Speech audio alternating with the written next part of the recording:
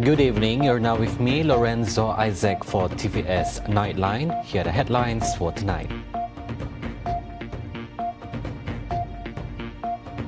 Sarawak plans a consolidated entity for state asset management.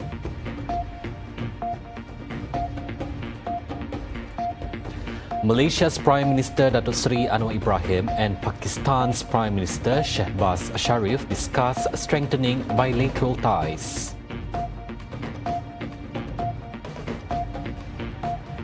Nine killed in southern Taiwan hospital fire amid Typhoon Kraton.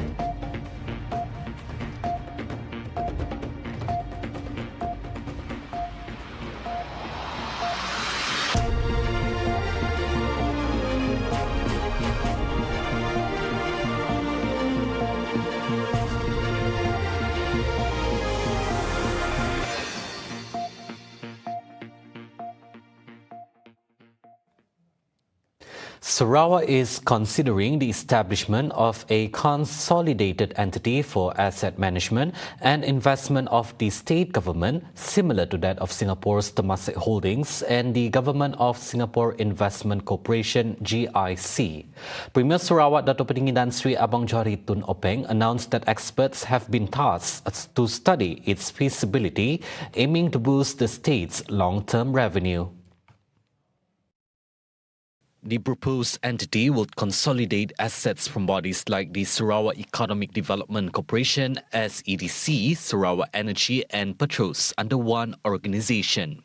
He said this in his keynote address at the closing of the 3-day Sarawak Civil Service One Team Retreat held here on Thursday in conjunction with the launch of the Sarawak Trade and Tourism Office Brunei startup. Abang Johari said at present, Sarawak's investment unit is under Sarawak Incorporated, while the Sarawak Sovereign Wealth and Future Fund has been operating with an initial capital injection of 8 billion ringgit by the Sarawak government. Premier Sarawak Dato' Petinggi Tan Sri Abang Johari Tun Openg officially inaugurated the Sarawak Trade and Tourism Office in Brunei Darussalam startup on Thursday. Sarawak's second Trade and Tourism Office after Singapore, Abang Johari stated that this office reflects Sarawak's deep commitment to fostering regional integration within Southeast Asia.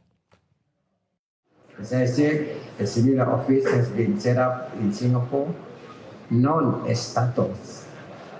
And we are setting the stage for a symbiotic partnership that will resonate throughout our communities.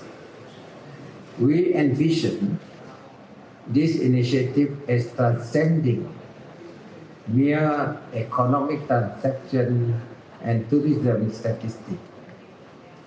Our diverse cultures, rich histories, and collective pursuit of sustainable growth unite us in our quest for a brighter future.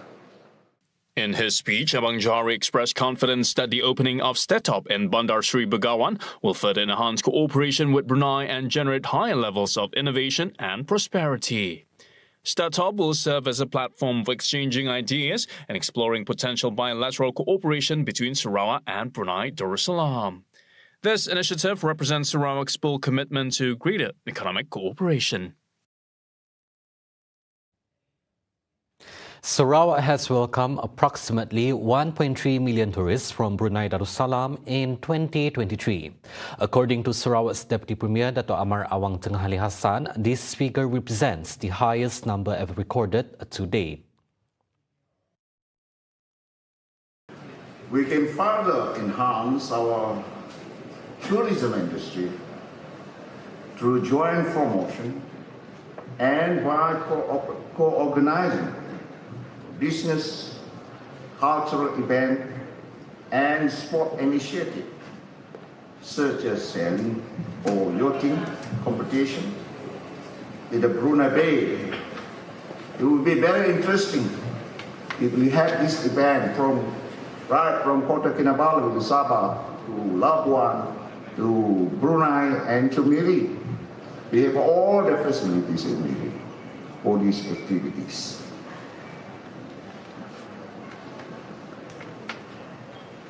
And also, maybe we can organize cross-border marathon, Borneo Marathon, to the longest bridge in Southeast Asia, located in Brunei, the Sultan Haji Omar Ali Saifuddin Bridge.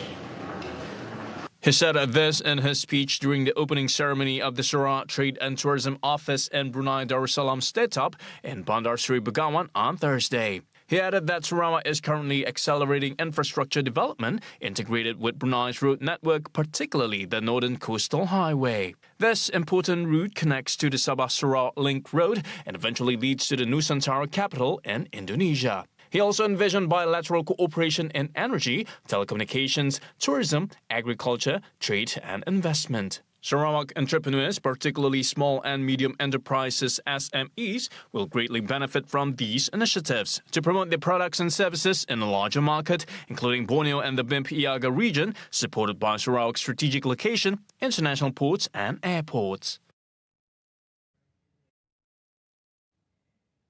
SATO Assemblyman Dato' Ibrahim Baki has been appointed as the new chairman of Sarawak Energy Berhad (SEB), taking over from Dato' Amar Abdul Hamid Sepawi on October 1st. In a statement, SEB said Ibrahim Baki brings over 30 years of experience in industries such as property development, shipping and media. Ibrahim Baki started his career as a legal officer at Petronas in 1984 and co-founded a law firm in Sarawak. He also serves as a non-independent, non-executive director of Petronas. SEB also extended its gratitude to Dato' Amar Abdul Hamid Sepawi, who has chaired the company since 2005 and drove its transformation into a leading regional player in renewable energy and sustainability.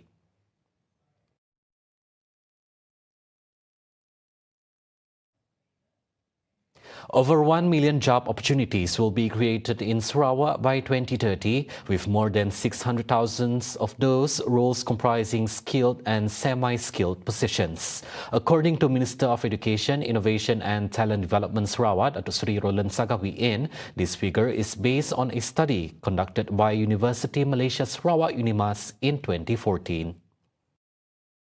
A study by Unimas in 2014 has estimated that by 2030, more than 1 million new jobs will be created, of which more than 50% or more than 600,000 jobs will be skilled and semi-skilled jobs. Now, you can see why we are very enthusiastic about TVET education. By equipping students with competencies in emerging technologies, we are preparing them for a workforce that is increasingly reliant on digital solutions. He said this during the opening ceremony of the mini-seminar on Industry Academia 2024, Road to TVET Education in Digitalization and Green Technology Industries in Sarawak in Bintulu on Thursday. At the same time, he emphasized the importance of collaboration between educational institutions such as Sarawak Skills and EdTech Bintulu, industry players and government agencies. This collaboration is essential to ensure the educational curriculum remains relevant and meets the current market needs. In similar development, Minister of Education, Innovation and Talent Development Sarawak, Datuk Seri Roland Sagawi, announced that his ministry will launch several initiatives to promote the value of technical and vocational education and training TVET, with a focus on the digital and green technology sectors. He said these initiatives aim to attract more students to pursue careers in these fields, noting its significance to the region's economic development in the future. We will launch initiatives to promote the value of TVET education, particularly in digital and green technology sectors, encouraging more students to consider these paths. To support these initiatives, my ministry has planned some of the TVET education and upskilling program Among the upcoming programs are the Sarawak Career and Training Fair, SCAT Fair 2024 and WorldSkills Malaysia Sarawak. MEITD has also launched the Industry Continuous Professional Development ICPD program that focuses on upskilling in critical sectors under the Post-COVID-19 Development Strategy PCTS 2030 with an emphasis on reskilling, upskilling and multi-skilling. A local man was arrested in Miri during an operation conducted by the Marine Police Force Intelligence Unit Region 5. The operation led to the discovery of 50 boxes of untaxed liquor, estimated to be worth 101,549 ringgit and 50 cents, found in a pickup truck along a roadside in Miri City. The man is being investigated under Section 135 in Section 1, Subsection D of the Customs Act 1967.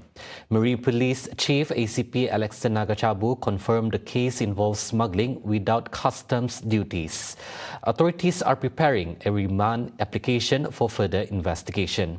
The police urged the public to report any related criminal activities and provided a contact number for tips.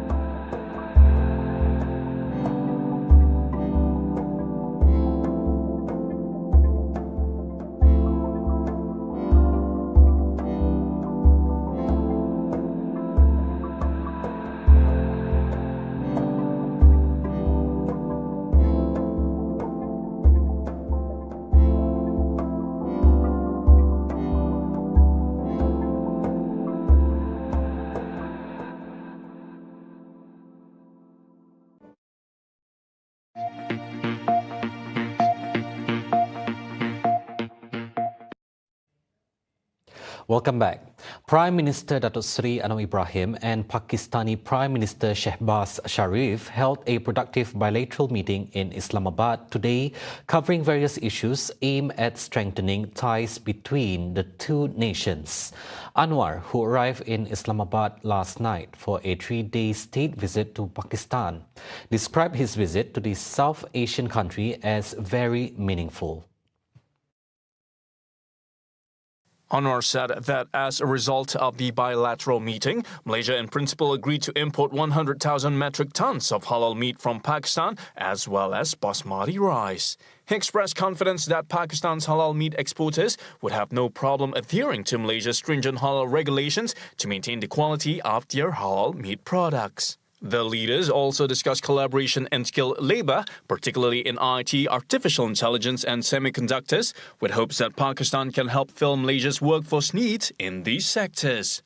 Additionally, Anwar emphasized the importance of granting more landing rights for Malaysia Airlines in Pakistan to boost tourism, trade and education exchange. The two prime ministers also condemned Israel's action in Gaza and the West Bank, with Sharif commending Malaysia's progress and urging other Muslim nations to follow its example in attracting foreign investment and advancing in sectors like semiconductors. They also witnessed the signing of 3 memorandums of understandings MOUs between both nations covering trade, digital development and aviation. Trade between Malaysia and Pakistan reached 6.43 billion ringgit in 2023, and both countries continue to enhance their partnership, which was established in 1957. The Ministry of Science, Technology and Innovation, MOSTI, is hoping to receive a larger allocation through Budget 2025. Its Minister Chang Lih Kang stressed that this increase is necessary to strengthen the country's research and development R&D sector. He noted that Malaysia has already shown improvement in innovation, rising 3 places to rank 33 in the 2024 Global Innovation Index report. But one of the areas that we need to improve is on good gross expenditure in R&D. So our R&D investment is still low, not especially in private sector. So we hope our government can have some initiative to spur the R&D investment in private sector. More the merrier lah. tapi kita tahu, yang pertama selalunya orang kata resources is always scarce. So kita tak boleh harap every year ada tambahan lah. Commenting further, Lee Kang acknowledged that R&D in science and technology cannot solely depend on government allocations. He said that what is needed is an appropriate mechanism, such as a collaborative framework between the Ministry of Higher Education and Industry, which is essential. Budget 2025 is scheduled to be presented by the Prime Minister Dato Sri Anwar Ibrahim in Dewan Rakyat on October 18. The Home Ministry, KDN, has received positive feedback from the Royal Malaysian Police, PDRM, on the pilot project using body cameras for officers. According to Home Minister Dato Sri Saifuddin Nasution Ismail, traffic police officers involved in the project reported increased confidence while performing their duties, noting that the cameras help enhance their authority and improve public perception of police integrity. Projek rinci itu berjalan dengan baik. Beberapa, tidak semua pasukan, tapi sekarang ini termasuk yang dah pakai pasukan trafik pakai ya, umpamanya ya. Ada beberapa unit lain lah ya, yang juga pakai. Saya baru ni telah pun diberikan taklimat awal terhadap penggunaan ini, body worn camera ni. Dan saya sempat berinteraksi dengan anggota-anggota polis yang bertugas. Maklum balas mereka kepada saya adalah mereka kali ini tampil dengan lebih yakin, dengan lebih orang kata confident dalam menjalankan tugas. Mereka tak dilihat aspek bahawa tugas mereka itu diawasi, ya, sebab mereka tak ada apa pun yang mereka nak sembunyikan. Mereka anggap itu sebagai satu aspek penambahbaikan dalam menjalankan tugas mereka. Ini saya berinteraksi langsung dengan anggota polis yang bertugas yang dipakaikan. The PDRM was previously reported to have started receiving 7,648 units of body-worn cameras, BWC, in phases beginning September until February next year, based on the acceptance letters issued by the Ministry of Home Affairs. BWC will be assigned to the Mobile Patrol Unit MPV and Motorcycle Patrol Unit URB under the Crime Prevention and Community Safety Department, and its usage will be expanded to the Traffic Investigation and Enforcement Department. The cameras will be deployed in 157 district police headquarters and 640 police stations throughout the contingent, with their use beginning in phases starting in October. The Sarawak Veterinary Services Department, DVSS, is intensifying its pet vaccination and public awareness efforts, especially in rural areas, to combat the rabies outbreak in Sarawak. Its director, Datu Dr. Adrian Susin Ambut, said that collective efforts are crucial in addressing this epidemic. For Sarawak to eradicate rabies, especially to address high number of bite cases, is to conduct more mass vaccination, rabies awareness, and responsible pet ownership. First, they have to avoid being bitten by animal. He further noted that Sarawak now has a special team called the Immune Belt Enforcement Team IBET to proactively control the spread of rabies, particularly in border areas. As for rural areas, we have our IBET team doing the village-to-village dog vaccination and surveillance. We also do a lot of awareness campaign, especially amongst rural, how to avoid bite and scratch by animal. And if bitten by them, they must go to nearest clinic for further immediate action. The DVSS also stated that it is carrying out dog culling measures, particularly for bite cases and suspected rabies cases. Therefore, he urged dog owners and pet owners to sterilize their animals to prevent infection and the spread of rabies.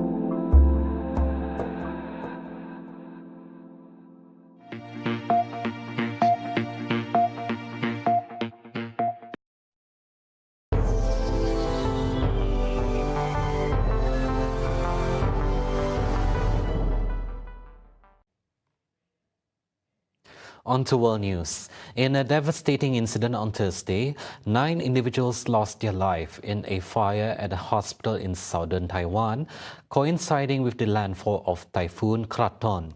The fire erupted in Pingtung County around 7:40 a.m. local time and was extinguished by 1 p.m., according to the island's fire agency.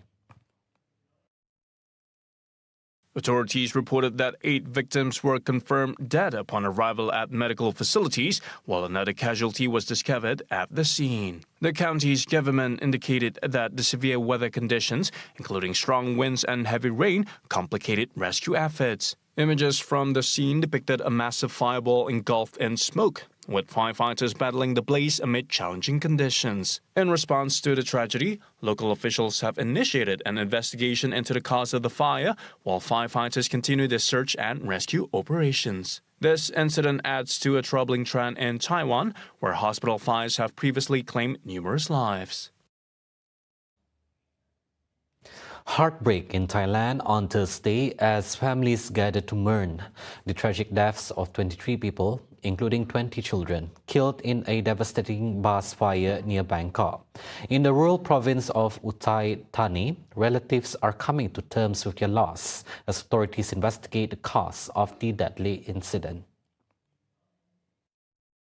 In a peaceful temple in Uthai Thani, coffins line up as grieving families gathered to say their final goodbyes. Among them was the family of 6-year-old Clay, who tragically lost her life in a bus fire on October 1st. Clay, just weeks away from her 7th birthday, was one of 20 children trapped inside the burning bus during a school trip near Bangkok. Her grandmother, Tayal Naraj, remembers the moment her world changed forever. วันที่จะเกิดเหตุนะคุณยายนั่งล้างชามอยู่แล้วลูกอยู่ในกรุงเทพมันก็โทรมาบอกลูกเขยนะโอ้แม่ลูกข่าวยังรถคันที่หลานขึ้นนะมันไฟไหม้หมดแล้วยายก็พับลงตรงนั้นเลย Tayal and her husband had raised Clay while her parents worked in Bangkok. Despite initial hesitation, the family agreed to let Clay go on the trip, never imagining the tragedy that would unfold. Thai police said 23 lives were lost and the bus driver now faces multiple charges, including reckless driving causing death. Investigations are ongoing as families seek justice for their loved ones. อยากให้ความเป็นธรรมอยากให้ช่วยเหลือหลานเยียวยาหลาน Buddhist prayers are being held over 5 days, leading to a royal cremation ceremony to honor the victims. As Thailand mourns this tragic loss, the search for answers continues. Deep beneath the busy streets of Tokyo, a massive new tunnel has been carved into the earth, designed to protect the city from extreme weather events. This comes as Japan is ramping up efforts to defend against unprecedented rains as climate change leads to more severe storms. This enormous machine, over 13 meters wide, is tunneling through the earth below Tokyo. Its mission? To build a 4.5-kilometer flood control tunnel, part of the city's defense against increasingly severe weather. これから気候変動に伴いまして、そういった雨が頻発化するとともに、さらに大きな被害が出ると考えられております。そのため我々としてはこういった水施設を整備することを強化して、都民の安全安心を確保していくといったことを考え、2050年頃には2度平均気温が上昇すると、それに伴いまして降雨量が約 1.1 倍に増加すると考え。Tokyo is no stranger to flood prevention. It already has an intricate system of tunnels and storage tanks. But the summer of 2024 was Japan's hottest on record, and violent storms known as gorilla downpours are on the rise. On August 30th, as Typhoon Shanshan hit, the city's flood defenses sprang into action. The underground cathedral, a massive chamber north of Tokyo, captured enough rain to fill 100 Olympic-sized swimming pools. With 59 colossal pillars supporting its ceiling, this engineering marvel channels waters from overflowing rivers, preventing billions in flood damage. 被害額として、参考に言いますと、おおむねですね、日本円で1500億円以上の軽減対策はしているかというところに。Experts said the problem is not only getting worse. Rising temperatures mean more water vapor in the atmosphere, which leads to heavier rainfall. As the climate crisis deepens, Tokyo's engineers are digging even deeper, ensuring the city stays ahead of the storm. See the world closer with TVS as we bring you the latest news updates both locally and internationally. For more headlines anytime, anywhere, just head onto our official website at tvsarawak.my. Those were the updates on TVS Nightline. I'm Lorenzo Isaac. Thank you for watching and have a good night.